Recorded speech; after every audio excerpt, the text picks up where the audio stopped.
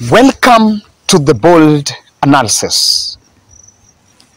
There is a number of Kenya Kwanza politicians that must take caution and tread different paths to make a future from William Ruto's presidency. And while this is not a very deep critical look, but I just want to single out the five. They are touted as the power shakers and movers in Kenya Kwanza, but in real sense, they're being set for the fire. That is what I want us to look at, to the very short analysis. And of course, we'll try to dive deep on what exactly William Ruto is keeping in store for them. These politicians must actually make the move.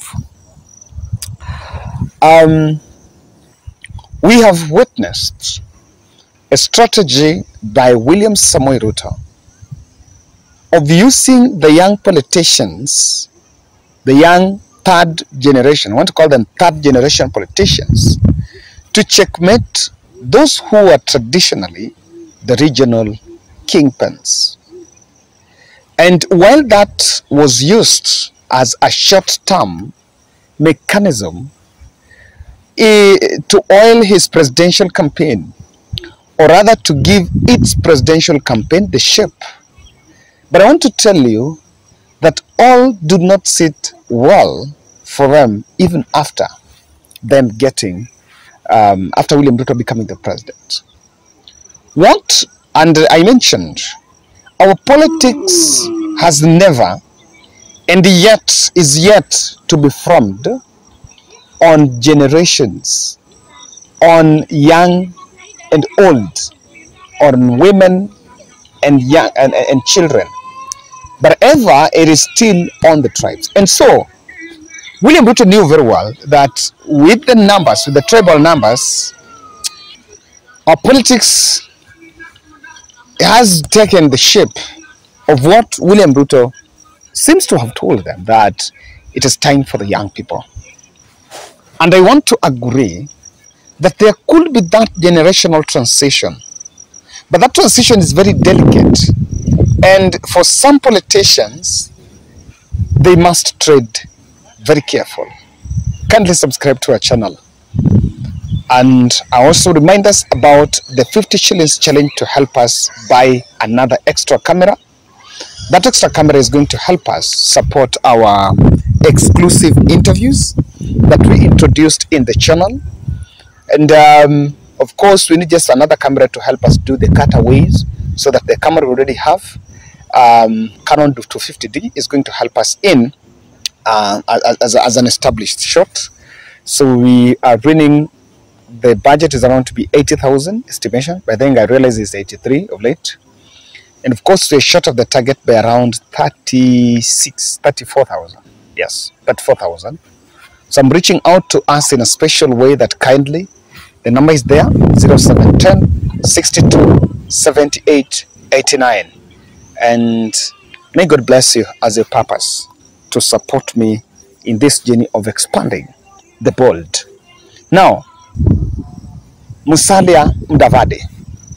For the better part of this week, there has been a story that has really taken space in the media, that he's been powerless because he was handed an office in the railways after Rigathi Gachagua declined that they are not going to share office with Musalia Mudavadi. So, and of course, Mudavadi has been meeting some key political or critical government events. I think he's one of the leaders that has not made any significant impact, even though there have also been a story that if his post is that of executive order, then he should be working and should not be subjected to a vetting in parliament. So what are we saying? That unless Musalia Mudavadi charts a different path, working under the shadow of William Ruto is not going to make him get a stake. This is the time that during this reign is when you're still close to William Ruto, people might still have to make unpopular decisions to chart your own path. Because when it reaches the point when their success or their next move or their fate is going to be decided by William Ruto, then they might be left out in the cold. What am I saying? Guys, if William Ruto is going to point to a direction of who is next, then that person might probably come from Mount Kenya. Now, Mudavadi Demolition Squad might be formed because he does not have the fence. He doesn't have the firewall. He does not have the strength. That party do not have any other, do not have strength even in parliament. So with whatever is happening in Western, I can tell you that it might not be about ODM, but Western, Mudavadi was not used as a bait. He does not represent the people because his stake in that government is way low. So it might take him to make a push deliberate. And I think he should, at the appropriate time, acknowledge that maybe he was duped, acknowledge that the deal he got is raw. I am yet to ascertain whether at the cabinet 30% was not delivered as what was promised. That's the truth. The permanent secretaries, I am yet to see whether 30% promised to Musalia Mudavadi is going to be delivered. Nevertheless, not to mention the ambassadors, we are yet to see that unraveling. I know that Rigathi Gachagua is one of the other person that believes that after William Ruto, it is him.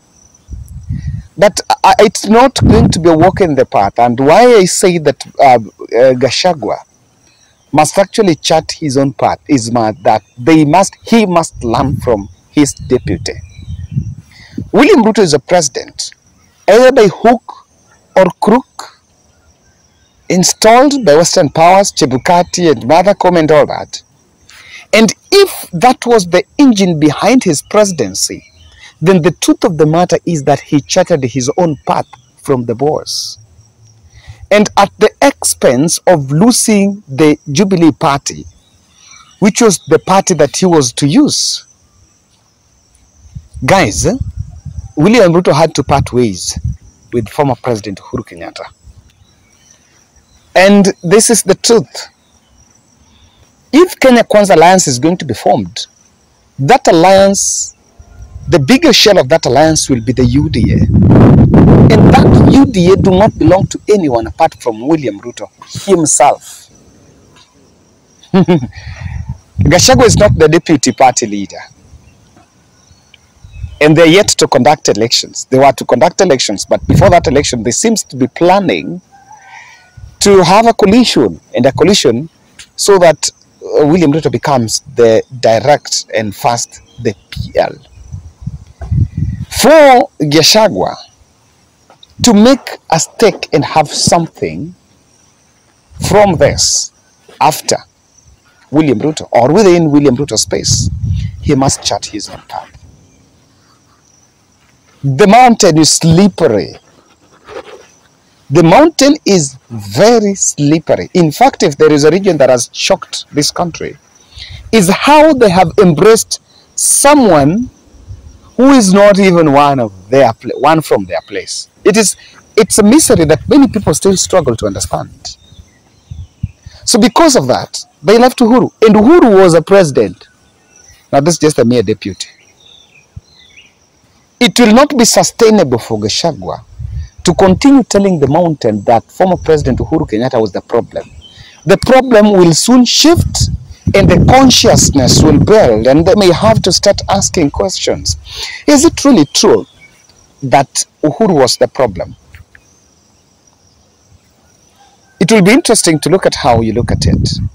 And to my understanding, it's not going network. Kithure Kindiki is no different. The post that he has been given as interior security is a post that will set him against the population. I want you to just think of Matiang'i. Do you think Matiang'i could vie? Despite the fact that he was a technocrat when he came into government, he left government as a person that is seen as a policeman. So that's what is happening. Kithure Kindiki is coming to government as a lawyer.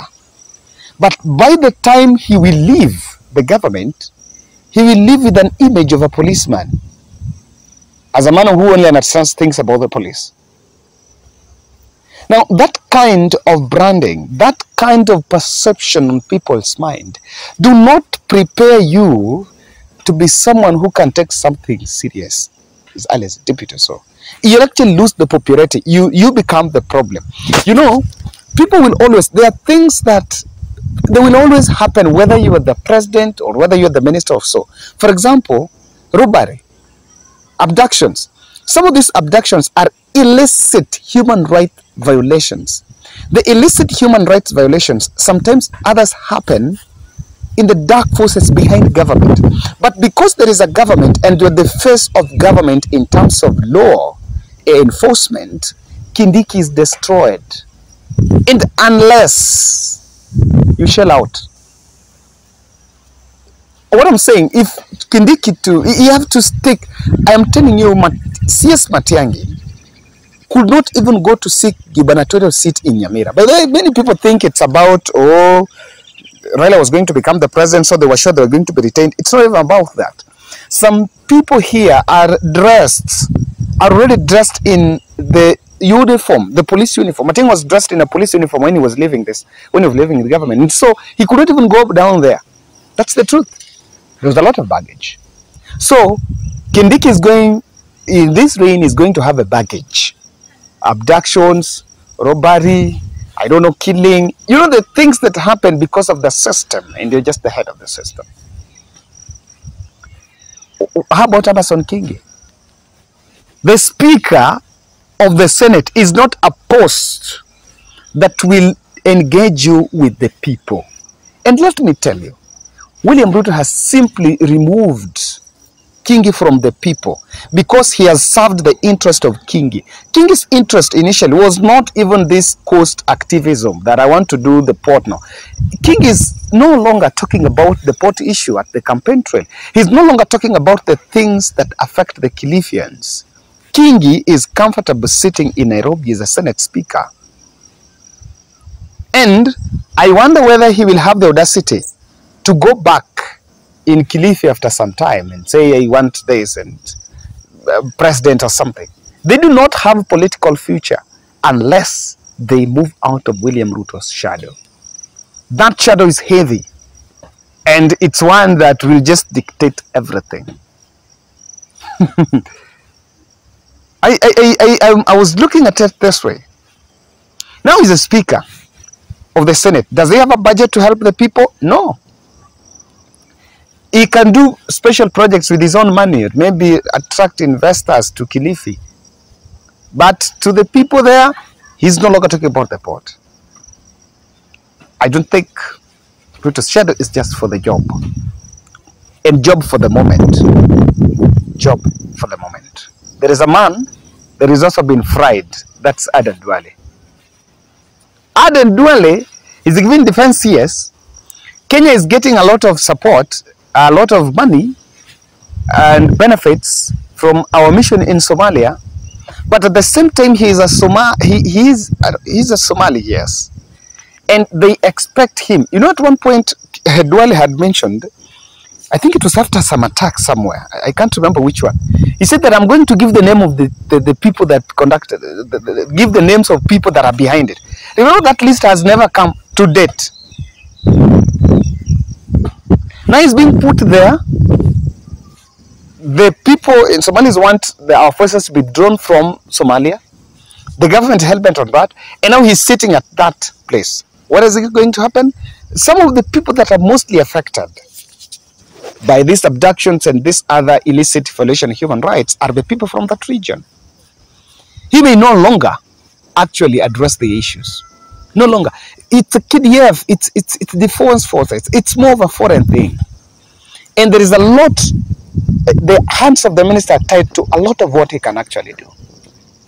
So before he knows, he will not even have a voice there. In fact, I'm not saying that some of these people that are given posts to present regions, they just represent Egypt in the face, but on the individual capacity, they don't stand any chance.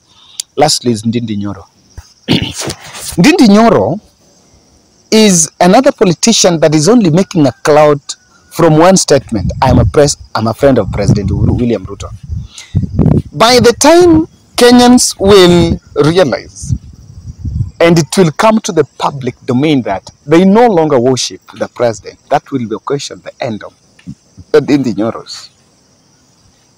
People want to go, and in fact things are changing. The tide is into what? Because themselves they produce issue-based. So by mere fact that you're making a political future and you're making a political statement by going through William Ruto's shadow, going with William Ruto everywhere is no longer going to work. It's no longer going to give the stake. And former President Uhuru Kenyatta is no longer into that space. And check this space. Interestingly, we might have very unfamiliar faces coming in the fold. I don't know what you think. That's my bold.